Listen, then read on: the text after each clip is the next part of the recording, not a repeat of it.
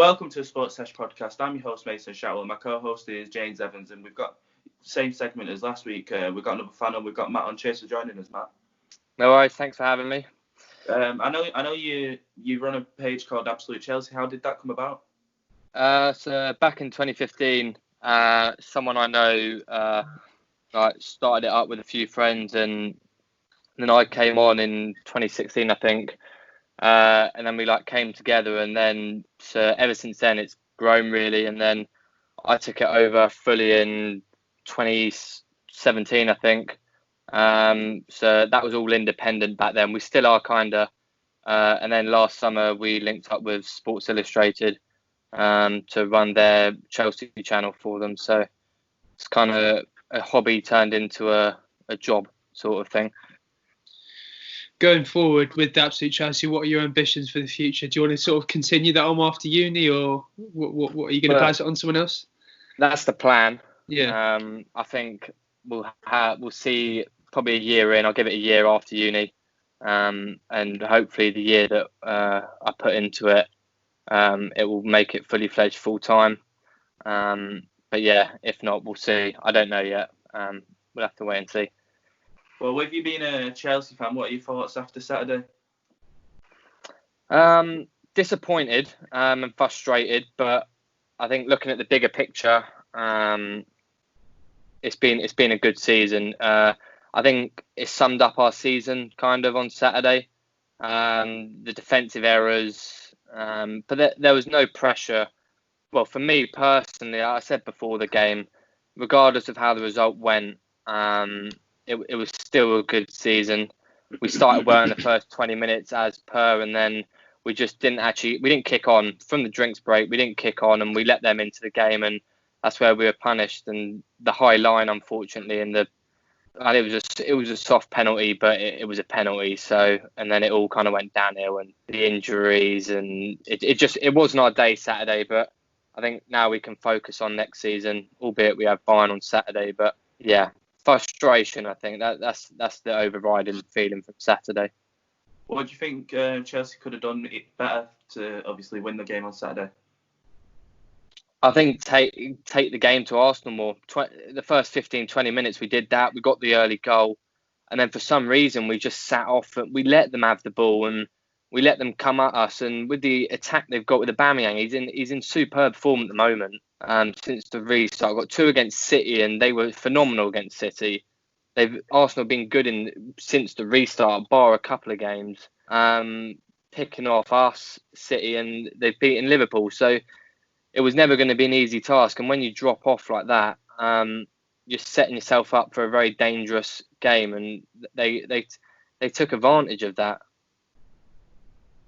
Yeah, no, 100%. Obviously, as a Chelsea fan as well, I think going into the game, you look at the team lineup, obviously with no disrespect to Chelsea, but you look at it on paper, there's only probably arguably one world-class player you could say, and that was obviously Aubameyang. From my sort of perspective, obviously we've got a young, hungry side, but obviously throughout the season as a Chelsea fan, obviously it was an up and down season. But if you would have said to me at the start of the year we would get top 4 plus a cup final, I would happily have bitten your arm off. You'd have bitten your hand off, yeah, 100%.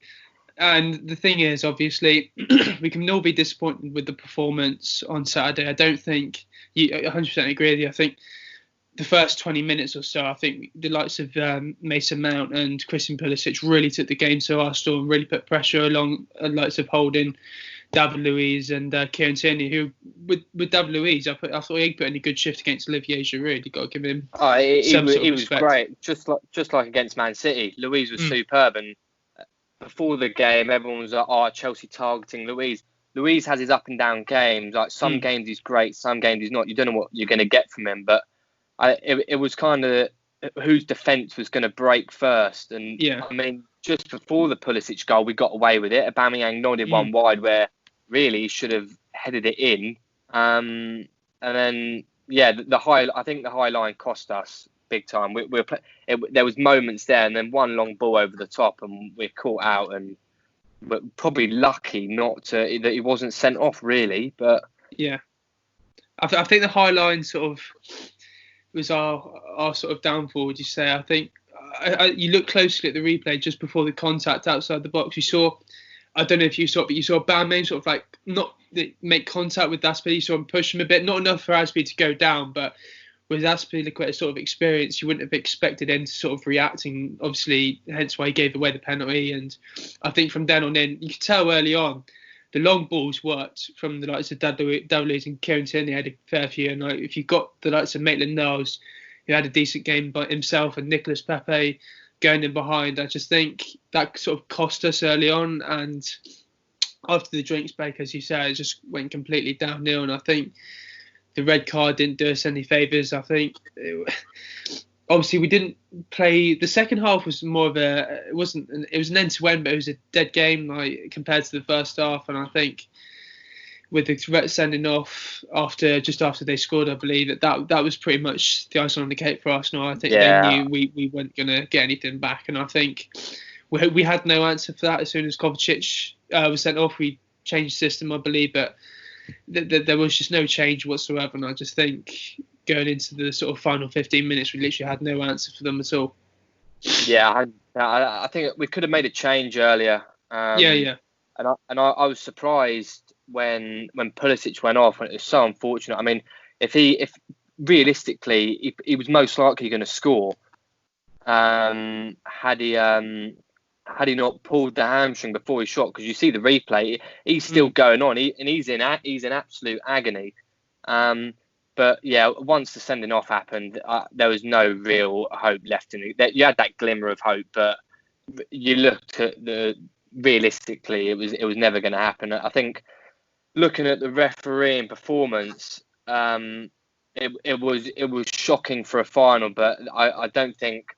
In the heat of the moment, you probably could, but looking at it, you can't blame that for the performance. It wasn't good enough for a final.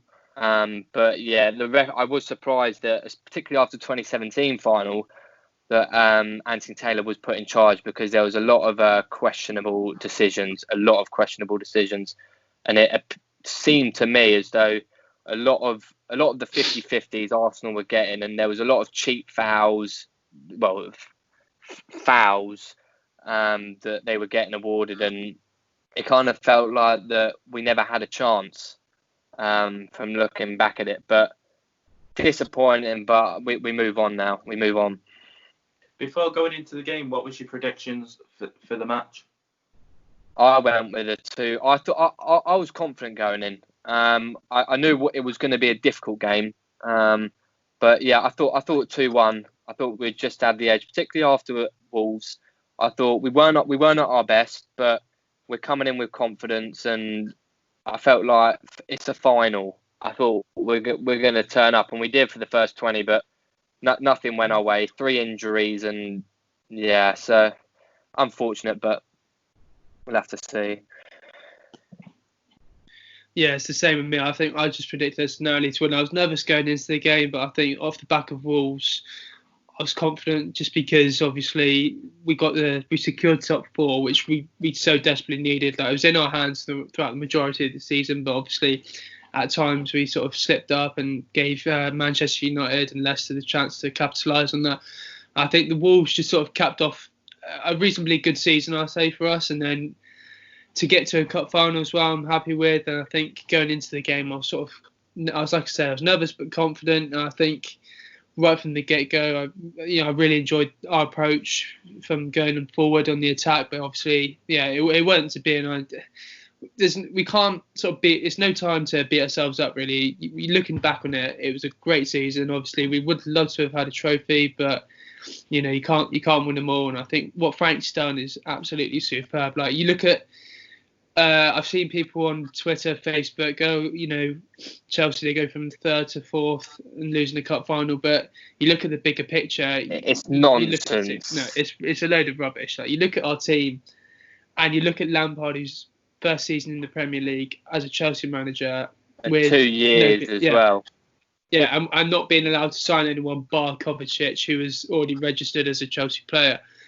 I think we did superbly, and I think it's a load of nonsense to say we've had a bad season, because I'd say we were on the verge of slightly overachieving. I think 100%. we've done well considering the position we're in, and we can't beat ourselves up over a final. Yeah, we would love to win a trophy, but you've got to move on to next season now. And I think with all the signings coming in and all, it just shows the statement of intent by the board, by Chet, by Granovsky, by Lampard, that they're back in the club again, and it's a good. We're in for a good run. I think next season, I don't think we'll be there or thereabouts. I think we'll just sort of, the best case scenario is to sort of bridge the gap between ourselves and Liverpool, and then go from the season after, because obviously you've got the likes of Ziyech, Werner, Havertz, who will almost definitely join. I think that's the worst kept secret in football. They just need time to adapt to the Premier League, and I think given the season 21-22 is probably where you'll see the best Chelsea. Yeah, I think heading back to that the Arsenal, the final, and then Wolves previous, I think Wolves was our cup final to a degree. Yeah. We had a hell of a lot to lose, and obviously with the Man United result, we didn't actually need a result. But if we had lost that and we hadn't got top four and Leicester had got a result, I think it would have put a real damper on. I mean, we were written off at the start of the season for top four. I mean, you look at the BBC predictions, that came up out and about after the Wolves game. You had 3 pundits out of about, I think it was about 20, but saying that we're going to get top four, and 2 of them were Chelsea. It was Mark Schwarzer and Ruud Gullit, I believe, and then Matt Upson, the other one. And then the narrative comes out afterwards, not done, like, it's Chelsea have had an all right season. It's just like, well, you didn't expect Chelsea to finish where they were. They've exceeded expectation. And I think, as you say, next season, I think we're part of it. It's a 3-year plan now. This year was to build the foundations, and I think we've more than done that. And then, next season, bridging the gap, and we'll see how far we can go. But as you said, the 21-22, I think that's where you're really going to see whether what is being built long term, whether it's actually working. Because at the moment, this Chelsea side feels like Liverpool 14-15 prior to Van Dijk and Alisson arriving. As cliche as it sounds, scoring more goals than conceding, because that Liverpool team were just leaking goals everywhere, and they're relying on scoring 3-4 every game. And we've shown we can do that this season. And 54 league goals conceded. That's not a typical Chelsea side. That's not a typical Chelsea side. Well, with a FA Cup final and 4th place finish, would you class it as a successful first season for Lampard?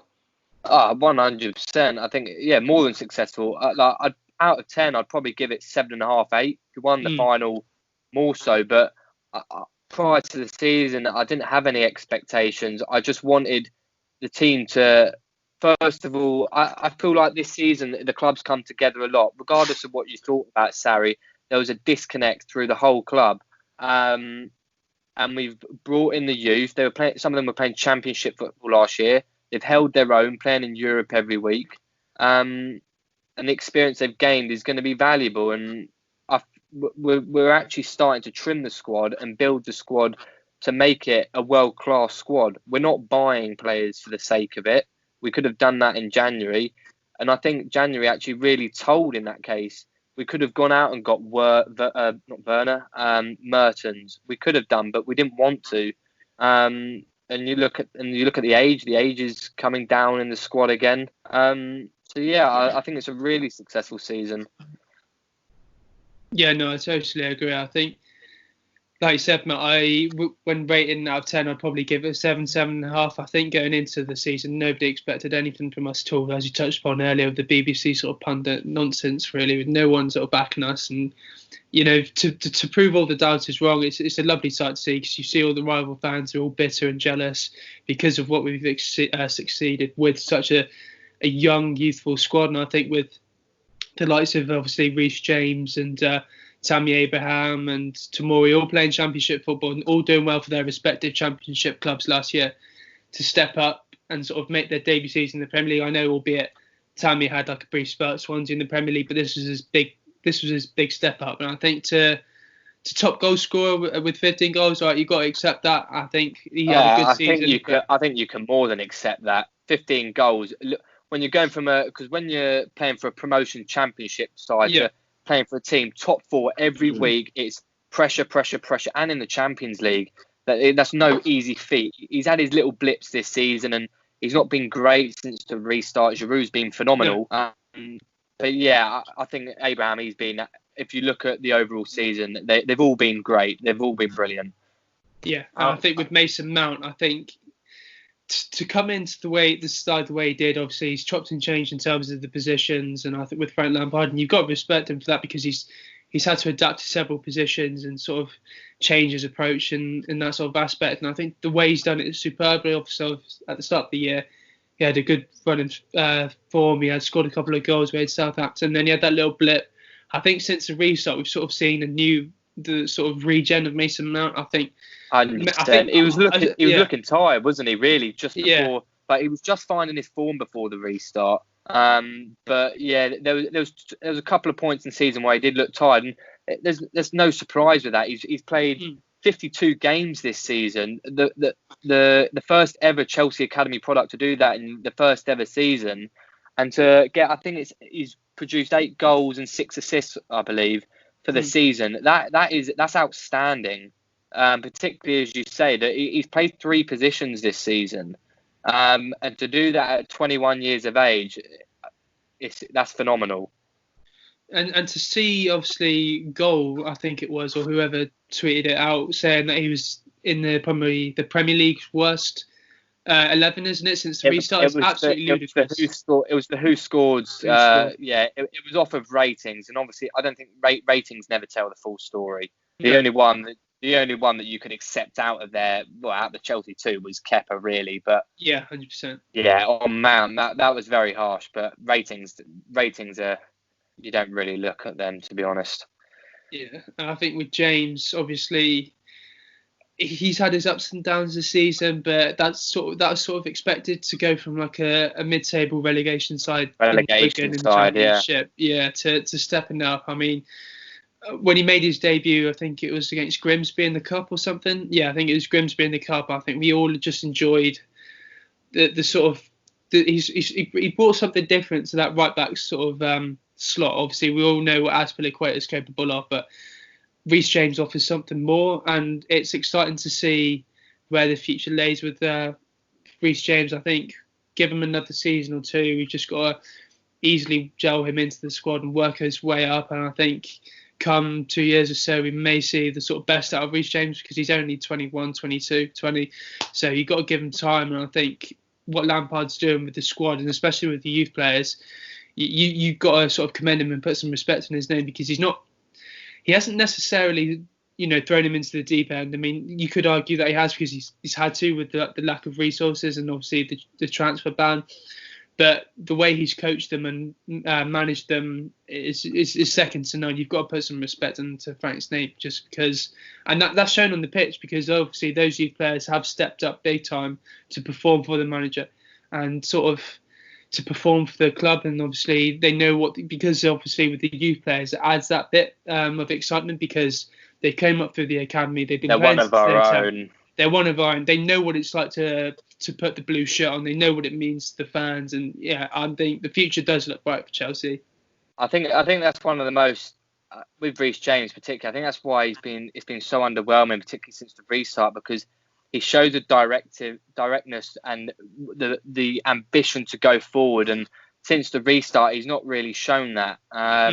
It showed on Saturday in the final that he didn't really. There was times where he could have overlapped easily and he didn't. And whether that's down to tactics and whether Lampard said something to him, I'm not sure. But I don't think you can judge anyone really since the restart if they've had like a bad spell because it's been difficult for everyone concerned coming back. But as you say, I think next season when he holds down that right back spot, I think he'll be the number 1 starter next season at right back. I think that's where he's going to really come into his own and show whether he's good enough.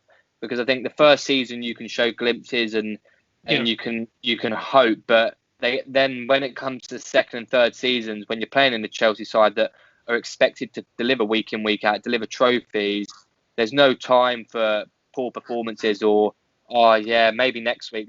Sometimes there is, but you've got to be producing consistently. And I think next season, hopefully, and I think that we'll see that from him. Who would you say has been your standout player for this season? It's a difficult one. It's either between Mateo Kovacic or Mason Mount for me. I think for me personally, it's Mason Mount, purely for the fact of the numbers that he's produced. I think for a 21-year-old to play the amount that he has and the return that he's given to this Chelsea side, and as much as I love Kovacic, and I think he's highly underappreciated with the way he travels with the ball in the midfield and his ability, Mount, I feel like, impacts and has more of a part to play in Chelsea's getting the results.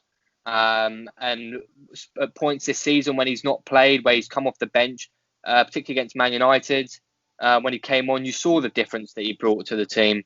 So yeah, it's very close, but I'd have to go with Mason Mount. It's a tough one. I think obviously there's no. Well, you might dispute this, but I think Kovacic, from my sort of perspective, has arguably been our player of the season. But standout wise, I would say Mason Mount, just because obviously from the fact that I don't know. See, with Kovacic, I think under Sarri he was the most subbed player in Chelsea's side. He was used as a scapegoat, obviously. The 60th minute sub, the 60th minute sub. Obviously, if we needed to bring on Ross Barkley or something, you always knew that Kovacic was the man to be sacrificed. And I think now under Frank Lampard, we've seen something more, and he's had a season in the Premier League before with Sarri, so he knows the game, and I think he's stepped up to the plate big time, because obviously he's had that sort of that spell with Real Madrid where it really didn't go his way in a couple of loan spells. So to come to Chelsea and sort of perform in the Premier League, it's always going to be tough for him. I think under Frank Lampard, he's sort of at times throughout the season, he's obviously been one of the first names on the team sheet. We'd always knew that Kovacic was obviously going to be a regular starter. I think he's added more to his game. He's added a couple of goals, albeit I know he scored 2, but he's shown some sort of end product. I know he hasn't got many goals to back it up, but to score a couple of goals compared to under Sarri, it's all great, but that's not his role. I think with Mason Mount, I think to get the numbers he has, it's similar to sort of Lampard away, because he gets obviously 10 goals, 10 assists. He used to average that every season. I think under Carlo Ancelotti he got 20 goals and nearly 20 assists. So with Mason Mount to sort of get the goals and the assists to back it up, and I think he certainly had his ups and his downs throughout the year, and I think to come back and the way he did and had to adapt to sort of several positions, he's arguably been the more standout players just because of his ability on the ball and his sort of end product, as well as his work rate and his ethos. His work rate and his ethos and his sort of mindset to sort of get back and help the team out and retain possession and get the ball going forward.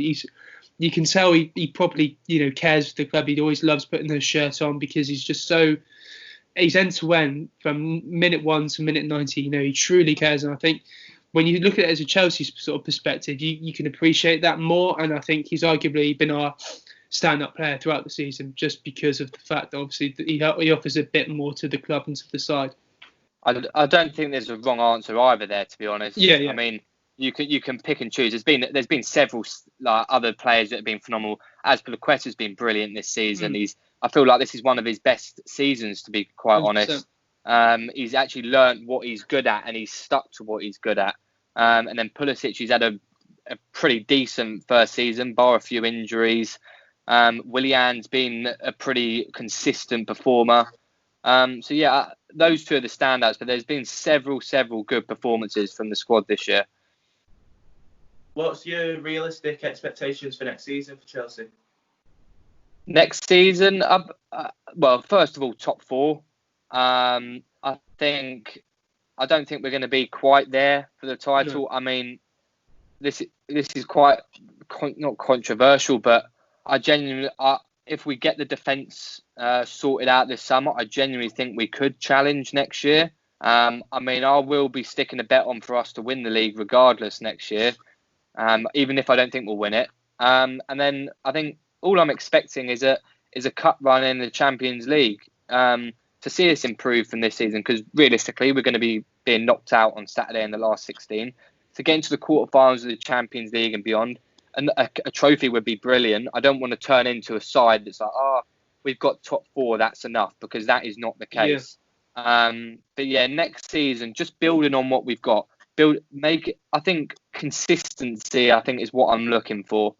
If we produce that consistently and get results and perform week in, week out like we do in periods of the season, then we'll be fine. You look at this season, we nearly threw it. We were the cause of our own downfall. We nearly threw it away because of our inability to defend and punish and kill off games.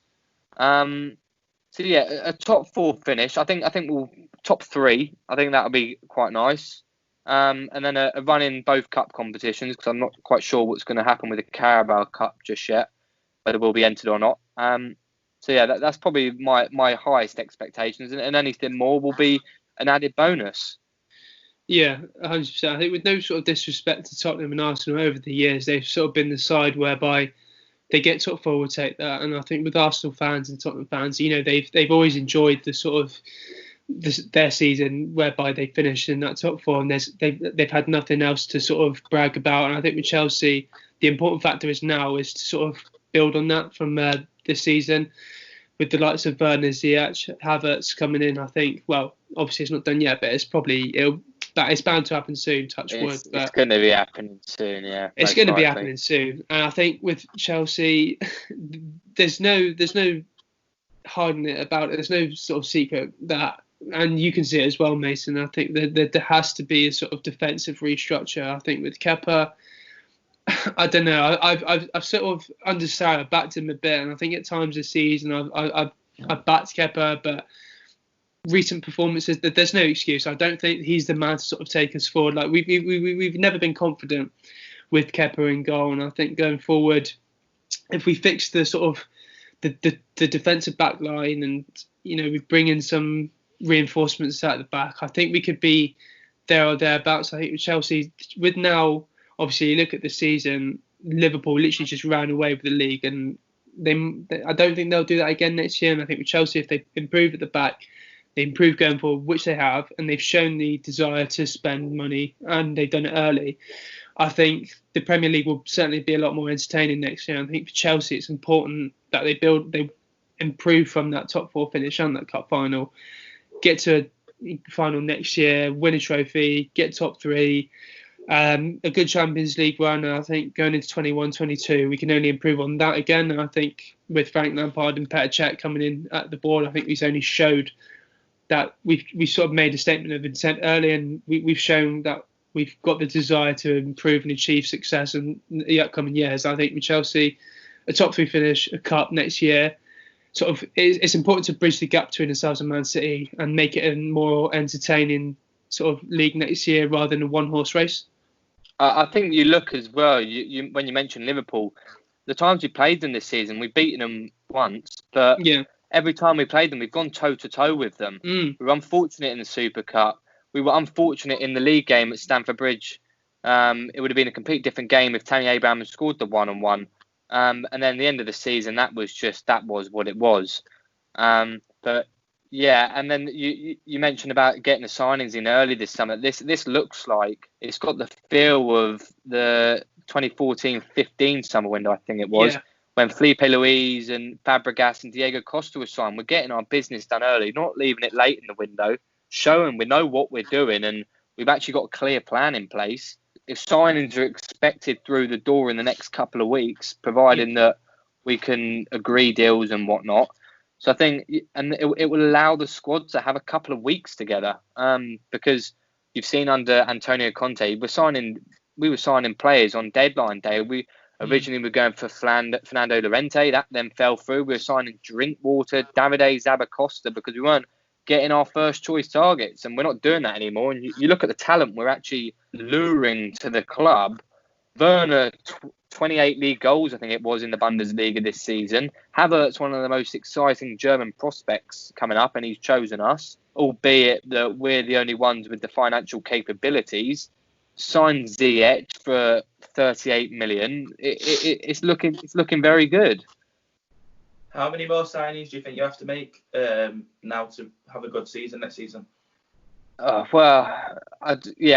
can't say whether the signings are going to prove to be good. I mean, you can only hope, but I think Havertz, because that's basically all but done. I think we need a new left back and a centre half. They're the two really, because full backs are so important in this game, and And then in the middle of the defence, I don't trust really any of the centre-backs, if I'm completely honest. Zuma's been pretty good since the restart, but when you watch the two or the three or the four, however many are playing at the back, when you see them knocking it around, you do not have 1 ounce of confidence. So I think if we can get a new left back in, whether that is Ben Chilwell, they are interested in him, or if it's Tagliafico as the backup choice.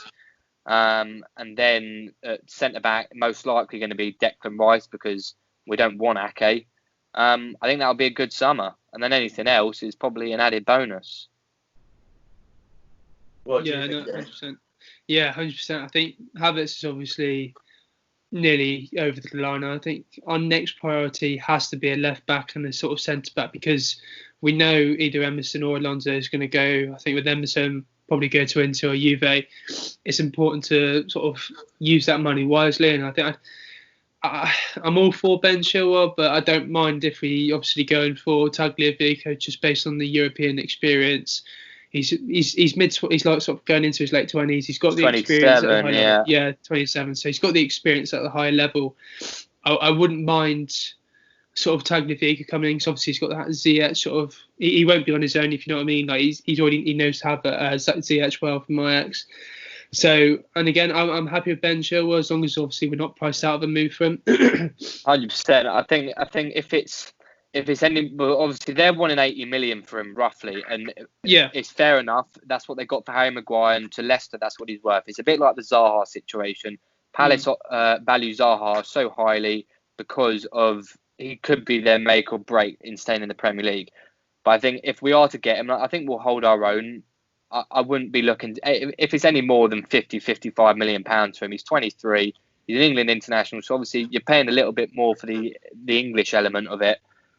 Any more than 55 million, I don't see it as a worthwhile move, and that I think that's when we need to look at the other options in Tagliafico or Robin Gosens from Atalanta. I don't think that will happen because he's too similar to Alonso. Or it's Alex Telles, but that looks highly unlikely. So yeah, I think if it's Ben Chilwell for 50 million at the right price, I think we probably will secure him, even though Leicester don't want to sell. If not, I'll happily take Tagliafico this summer. What are your thoughts on the Champions League that's coming up now? Well, I mean, as a Chelsea supporter, I'm not too fussed about it. I mean, heading into the game anyway, it was an uphill battle as it was, losing 3-0 at Stamford Bridge in the first leg. But you look at it now, we're heading into the tie with Azpilicueta out, Pulisic out, Pedro out, both Alonso and Jorginho are suspended, and then you've got Kante who's not fully fit. Loftus-Cheek's going to be ruled out injured. Willian I don't think he's going to be risked. No. It could be his final game for the club, so he may come off the bench. But you're looking at 7 or 8 players that are out of the squad. Plus you've got Gilmore out. Like if we win if we qualify, it'll be an absolute miracle. But don't. There's no expectations. I think he could give a few of the outcasts maybe a chance. One final hurrah, and then maybe you could see some of the youngsters come in. Angerin could play, or Lewis Bate could come in. But yeah, it's dead in the water. And as for the other ties, my favourite, I really think City could win it this year. Them or Bayern Munich, I think. With all that's happened with Cass and whatnot, City, I think they've got a real determination to win the tournament. And if they did, it'll be a story in itself. So I think, I think to keep an eye out will be Bayern and Man City. Yeah, same here. I think with Bayern, I think with the Chelsea game, it's done and dusted. I think it's a shame. Obviously, with the first leg, we just didn't show enough. We just looked confused going into that game with Bayern. We literally showed nothing. I can't remember. I think we were lost out Pulisic as well. Pulisic was a major loss in that game. We didn't have the pace to penetrate their defence. No. That was huge for us. But if you actually look at it now, I was thinking about it, and now that we're looking back, because we had the 3-month break, that 3-0 defeat actually comes in our favour slightly. Obviously, you don't want to be knocked out.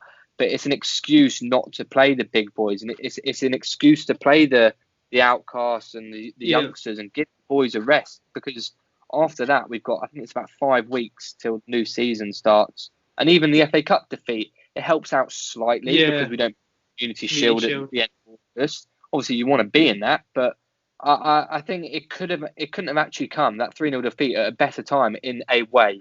I'm not saying that I wanted to be knocked out, because obviously that's not the case, but because that 3-0's happened, we go into that game with zero pressure, nothing. We don't expect anything, and no one expects anything of us.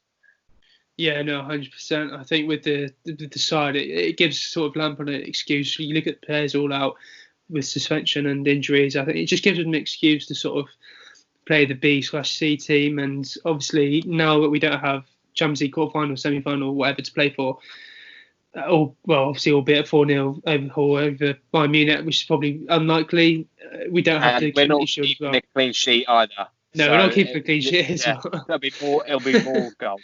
Yeah, so I think it's good that we've got about 5-6 weeks off after that, because he's just shown in the FA Cup final. Obviously, you look at Mount, he just looks like he needs a break. And the same, obviously, it gives chance for Azpilicueta, Pulisic to rightfully recover, not be rushed in back to the side. Because if we got to the quarter final and the semi final of the Champions League, we'd be desperate to sort of try and push them back into the side. But now that we've got 5-6 weeks off, it just gives the squad a well-earned rest. So I think, they at the end of the season, we should be happy with what we've achieved. And I think now 5 weeks break, go on holiday, whatever, train, stay fit and healthy, bring in some new signings, and then come in a week or two before the start of the season and sort of prepare yourself and go for it again. As for the rest of the Champions League, I think you're right. I think with Manchester City, they desperately needed that overturning the CAS sort of debate, and they had to pay that little fine, which is nothing for them. I think like a couple of million. It's nothing. Absolute peanuts for them. Nothing that's, for that's them. That's a fifth of a left back signing for them. So for them, that's massive, and then that's also massive for the futures of Pep Guardiola and Kevin De Bruyne. De Bruyne, Sterling, because if they didn't have European football, some of them would have. It's a PR move. Oh, we would have stayed, but it wouldn't have been happening. No. But going back to the 5-week break, I mean, if we get to the quarterfinals and the semi-finals, let's say, we'd have to go to Lisbon between like the 15th and the 23rd of August. I think the knockout tournament is. So if we'd won that game, if we beat Bayern and we were in a good position and we beat Arsenal, we'd actually be playing the whole way through until the new season starts. So when the players, I believe that the players following the Bayern game on Saturday, the players are going away on having a time off on the Monday, because I know Frank Lampard's wife, she's taking time away from work on the Monday, so you'd only presume that he's taking a break as well. Yeah. So a week, 10 days, 2 weeks, or whatever it is, give the majority of the squad time to recover. Obviously, Ziyech and Werner are back now, so they'll do their individual sessions and whatnot, and then we'll have 3 weeks to prepare for the new season. And it's going to be a long season next year. I think we can't forget that the whole squad is going to be needed, because there's no break in the calendar. I'm not sure whether you've seen Dale Johnson from ESPN's The Provisional Calendar. There's no breaks in it and that's taken away FA Cup replays, I believe, and then top 7 out the Carabao Cup. So when the season goes right through to the 23rd of May, and then obviously you've got the Champions League final, there's about 10 days left till the Euros. The majority of the Chelsea squad that you expect, and the rest of the top 6, they're all going to be going to their international teams respectively. So they're going to be playing for 2-3 seasons, really, constantly. So I think it's important that we have this little break now, and we recuperate, re-energise, and plan for next season. I mean, going back to the Champions League, I'm back in Bayern. I think if City I know Real Madrid are 2-1 down. I think Ramos is suspended or injured, whatever. I'm not sure. I think he's suspended. So that's huge for City.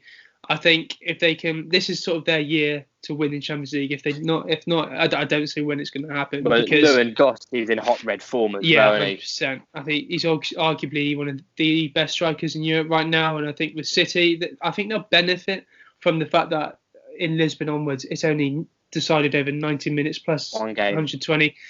That benefits them big time. And I think with Man City, it's important that they get this win over Real Madrid and they keep the sort of aggregate scoreline. That sort of favours them. I don't know. They play. Is it either? I'm not sure who they play next, but I think they're in the Barcelona Napoli sort of category. I think. I'm not sure. Are they on our side of the draw? Yeah, I'm not quite sure. I think they're on our side of the draw. Because on the other side of the draw, I believe it'll be one of them will win it for the first ever time. Yeah. Because it's the Leipzig side of the draw. Yeah. So it's a tough side of the draw. The side because it's Napoli, Barcelona, us, Bayern Munich, and then we'll face Man City or the winners of those will face the City, Real Madrid, and then the two other teams I can't quite remember. So it's going to be that side of the draw is going to be very, very interesting, particularly over 90 minutes. And yeah, I'm backing Bayern all the way. But as you touched upon just then, the other sort of side of the draw is going to be really interesting because you've got the likes of Atalanta, Leipzig, Juventus, Atletico Madrid, PSG, all in with the shout of winning it for the first time. And I think that also sort of benefits Bayern, Real in a way if they get over, and Man City in a way. I think with PSG, Mbappe's ruled out as well with Atlanta, so that's going to be huge to see how they're going to cope. They've all got the know-how as well with Bayern Munich and Real Madrid. They've done it before, and they'll happily do it again. So, and you look at Gnabry, Lewandowski, Alphonso Davies, that team is frightening. We were fortunate enough probably to get away with just the 3 goals. If I'm honest. Yeah, so it'll be an interesting sort of spectacle. But yeah, I'm backing Bayern all the way. Yeah, I agree with you. I'm backing Bayern as well. But I wanted to also ask you, what did you think of the National League playoff that happened yesterday?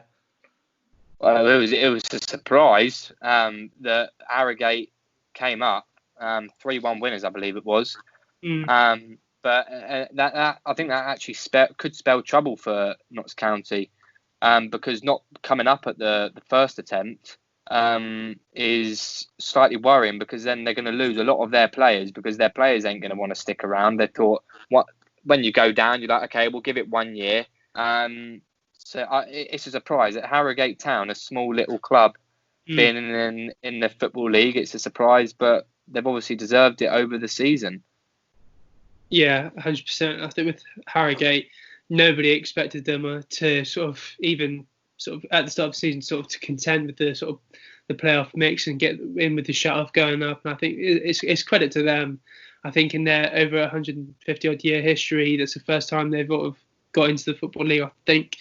So to do that, not only to win at Wembley and to win against Notts County as well, back in the day, they're a well-established Football League side. And I think with the players now, going into the game, the permutations were huge for Notts County as to what the sort of future lies for them. And I think now, I agree with you, Matt. It's only going to go downhill with no sort of disrespect to Notts County. It's not easy getting out of the conference. It's not easy. You look at Luton Town when they went down. I think it took them about 5 years to get back up and they're now in the Championship. Yeah.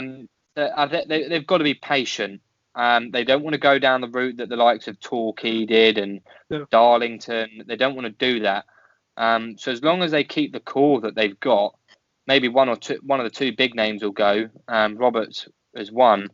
They'll be all right.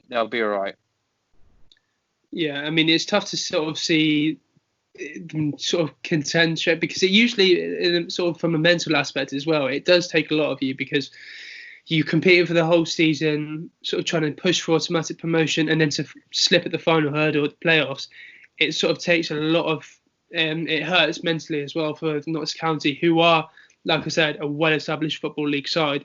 They've got a rich history of competing in the Football League and the FA Cup and various domestic competitions in England. So to find themselves spending yet another season in the National League, it's going to be draining for them because, again, that's, you've got to play up to 46 games in the National League, and it's never easy to get out. Two promotion spots too. Yeah, you got exactly. one going up as champions automatically, and the other one through the playoffs. Yeah.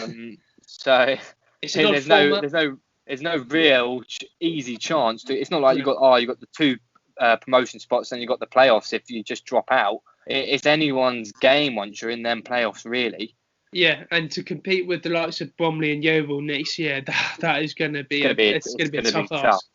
Yeah, it's going to be a tough ask. But I think if they keep, like you said, the core bar 1 and 2 going, I think they should be all right. But they're going to definitely want to sort of go through automatically and not having to rely on going via the playoffs, because that's a long process as well, because you've got a fair few teams competing in the playoffs as well, because there's a couple of ties before the semi-final and the final as well. So it's a long draining season, and with one going up, they want to get it done early and not having to rely on the playoffs. So, and it's going to be hard next year, like I said, to compete with the Yeovils, the Bromleys. So, yeah, it's going to be a tough ask for Notts County next season.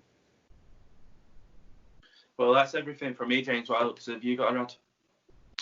I just obviously wanted to get your thoughts on the Championship playoff tomorrow, Matt. It's going to be a very tight game.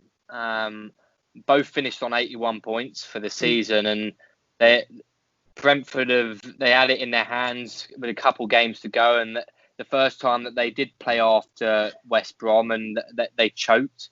And then obviously they didn't do too well in the first leg against Swansea, but they came back and looked really strong in the first 15, 20 minutes, and they basically all but killed the game off, bar the guy I think was just after the break from Swansea to make it an interesting final half an hour or so. And then Fulham as well. Fulham lost against Cardiff, but still went through on aggregate. But it's going to be a close game. I think Fulham have probably got the more experience. Yeah. But obviously Mitrovic is expected to be out, so that's a big miss for them. And I just think with the way Brentford have been playing, I can only see I see them winning tomorrow.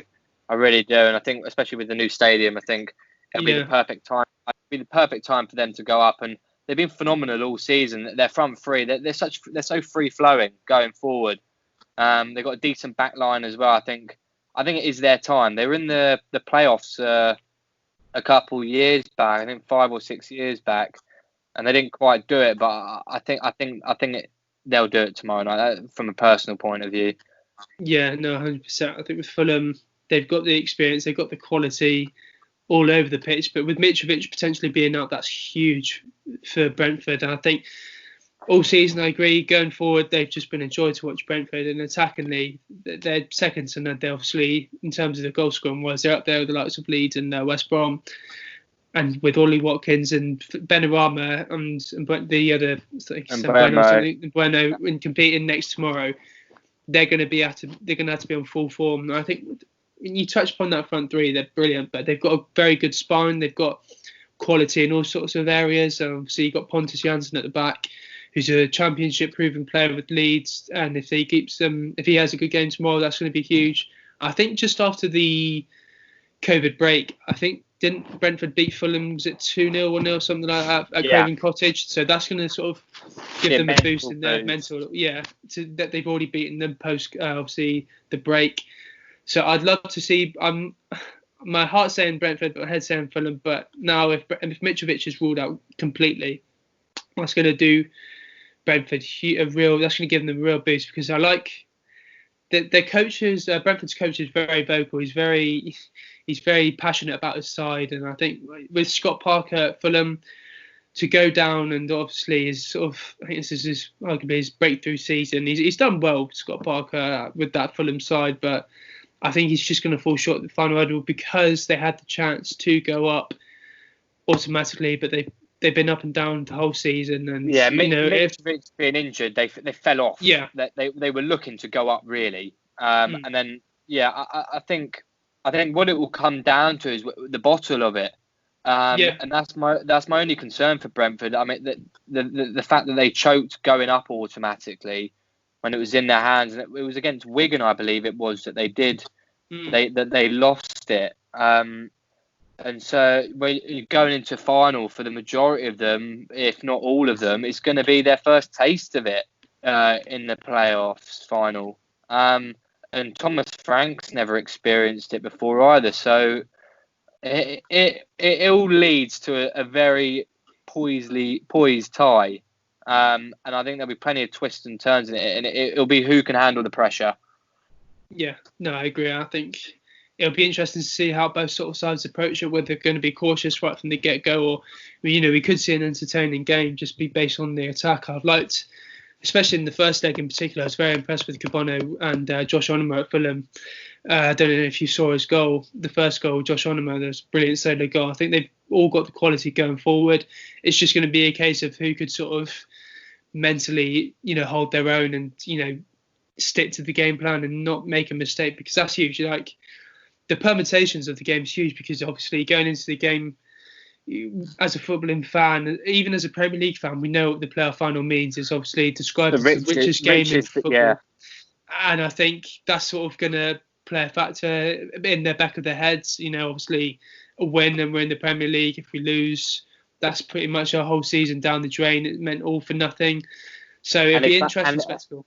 The following season as well, you're never guaranteed to be back in the top six. I mean, you look at the sides going down. I mean, I don't expect any really to compete to be going back up, if I'm perfectly honest. But there's a lot of big sides in the Championship, a lot of big sides, and I think for a lot of sides, same goes with League One.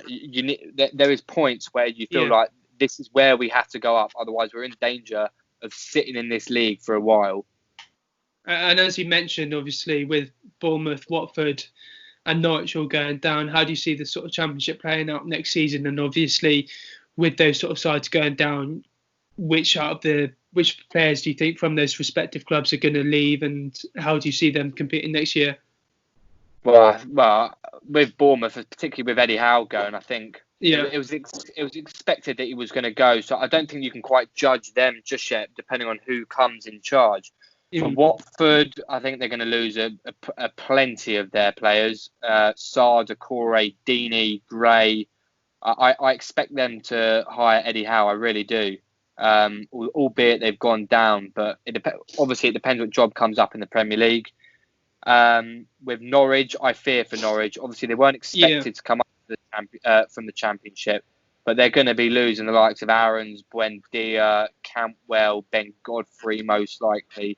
So it'll be interesting to see how they play, because when they came up from the Championship, they were playing superb football, and then they tried to keep it going in the Prem, and it just wasn't working, and there was no plan B. And I respect Farke for sticking to his guns, but it was just never going to work out. I think the team with the best chance, I'd probably have to say is Watford, most likely, because I think they'll be able to keep hold of the majority of their squad, whereas I worry for the other two.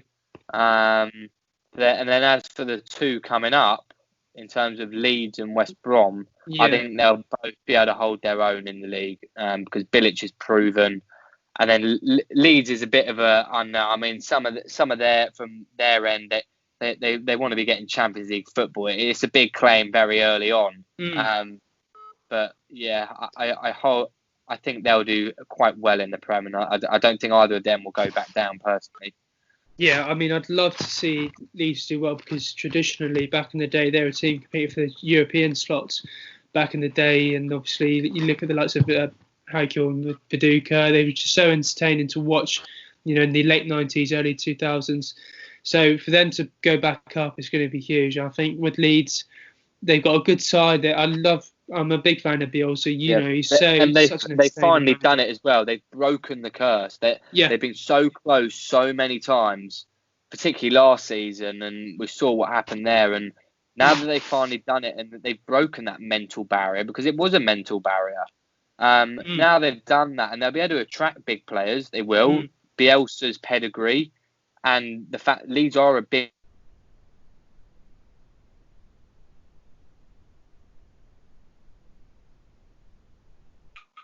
Have we lost him? Not sure, he might have done.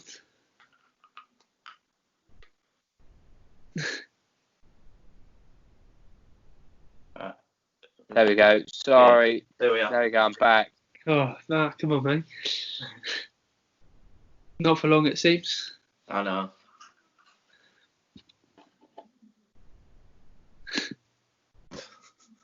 There we go.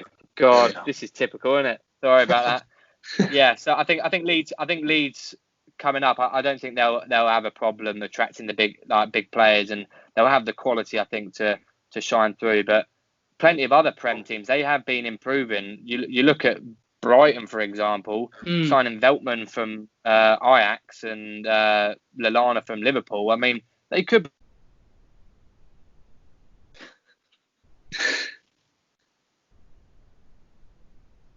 Again? He's done this a lot. Obviously, when we're in revision sessions at uni, he's always glitched out. One of them. Yeah. Don't know what's going on. Sorry about that. It's alright. Yeah, so I think we've covered everything here. Then have you got anything else to add, James?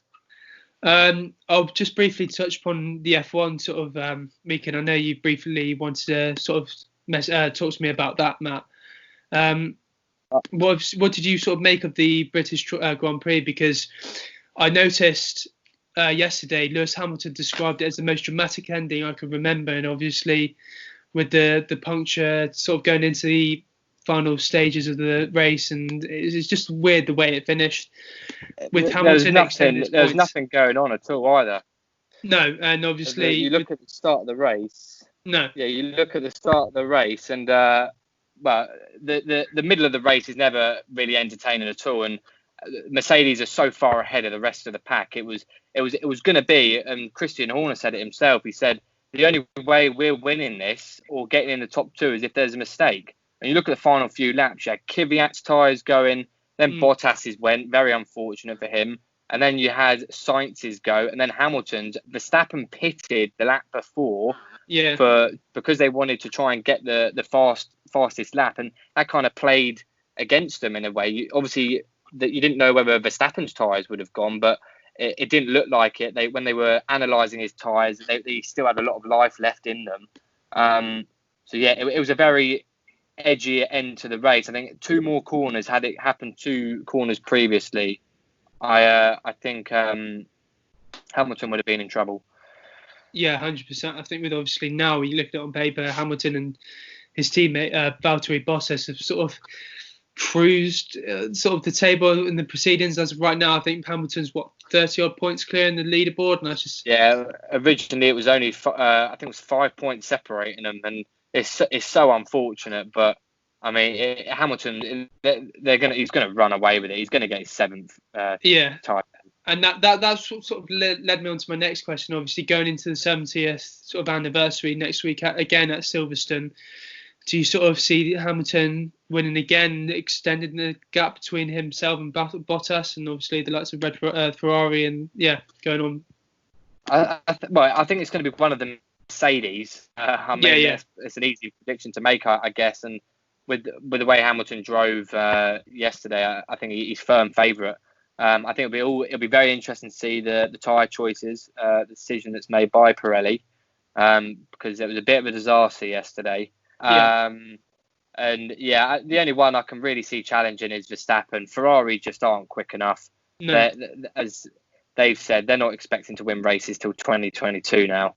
So I think between now and the end of this season, albeit we're only a fair few races in, it's going to be Mercedes 1-2 the majority of the time, barring any mishaps like yesterday.